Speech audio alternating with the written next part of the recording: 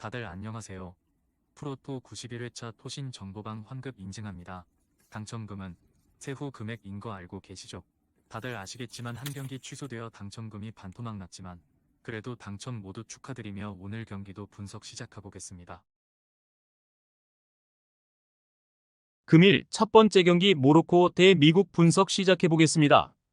지난 경기에서는 이겨야 8강 진출 가능성이 높아지는 상황이라서 전반부터 공격력을 투사하는 것을 목표로 삼은 모습이었다.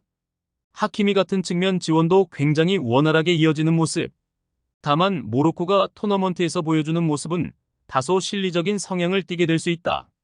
미국이 전방에 5명을 배치하면서 공격적으로 나서게 될 가능성이 충분히 있기도 한 상황이고 대체적으로 기동성을 살린 공세를 실리적인 성향의 팀을 상대로는 아주 잘 통한 것은 아니었다.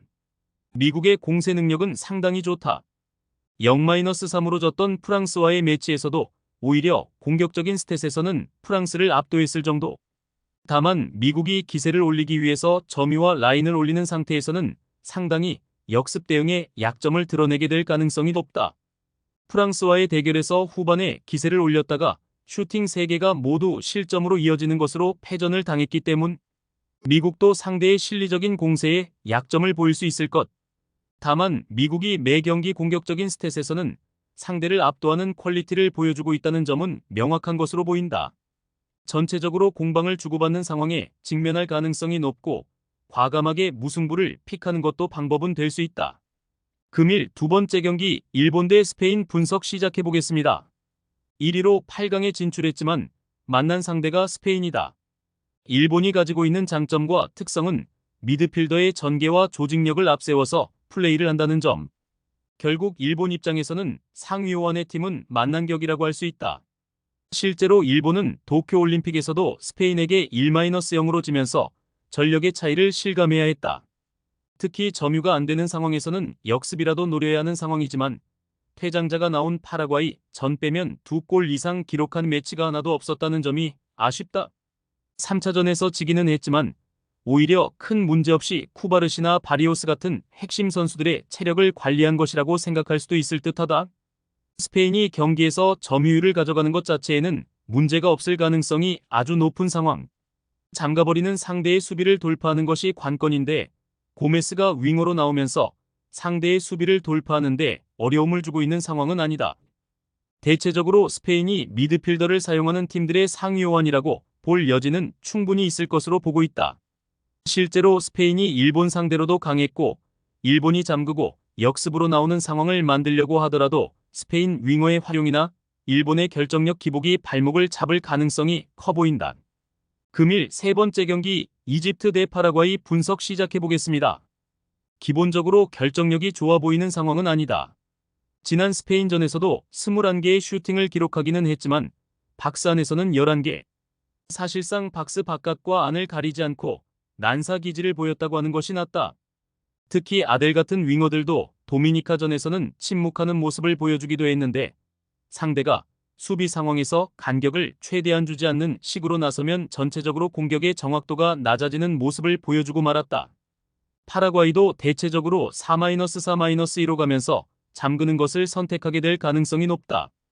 1, 2차전에서는 오히려 다득점 상황이 나오기도 했지만 이는 1차전에서의 퇴장자 발생과 2차전에서는 골득실이 크게 벌어진 것을 만회해야 하는 전략적인 목적이 있던 매치.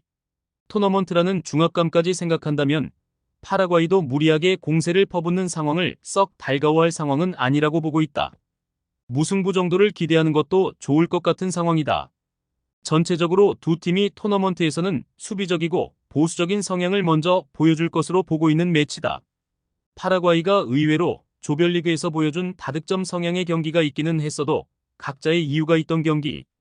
파라과이의 색채를 보여준 매치였다고 하기는 어려워 보인다. 금일 네 번째 경기 프랑스 대 아르헨티나 분석 시작해보겠습니다. 프랑스는 3승으로 깔끔하게 올라갔다. 물론 1차전에서는 경기력적으로 미국에게 밀리는 것을 선수들의 개인 기량으로 이겼지만 그 이후로는 300을 가동하면서 밸런스를 맞추는 것에 집중하는 중이다. 마테타, 라카제트 같은 공격수들이 무에서 유를 창조해줄 수 있다는 자신감의 발로라고 할 수 있기도. 이 3차전에서는 도합 일본의 빅찬스만 내주면서 공격진과 수비진의 분담을 확실하게 하려는 모습이라고 보고 있다. 아르헨티나는 4-4-2로 가면서 측면을 공략하는 것을 골자로 삼은 상황이다. 일단 알마다 같은 자원들이 300의 약점이라고 할 수 있는 측면을 공략하는 것으로 가닥을 잡아볼 수 있을 것. 다만 문제는 투볼란치 상황에서의 경기 지배 능력. 체급 차이가 좀 있는 모로코나 이라크 상대로는 자신들이 점유를 높게 가져가는 것이 가능했지만 프랑스는 대체적으로 중앙 밀집형 대형을 서는 편.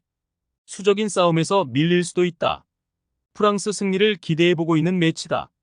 대체적으로 300으로 간 이후에 프랑스 공격력이나 밸런스가 괜찮은 모습을 보여주고 있다. 아르헨티나가 측면을 기동하면서 알마다 같은 윙어들의 한방을 기대해볼 여지 정도는 있다고 보고 있지만 결국 중앙에서의 수적인 싸움에서의 문제가 경기 전반에 영향을 미칠 가능성이 높다. 토신 최종 조합은 영상 아래 고정 댓글로 말 걸어주시면 토신 정보방에서 무료로 공유해드립니다. 제발 손해보면서 토토하지 말고 다같이 웃으면서 즐겁게 베팅합시다. 함께 하실 분들은 부담 갖지 마시고 편하게 말 걸어주세요.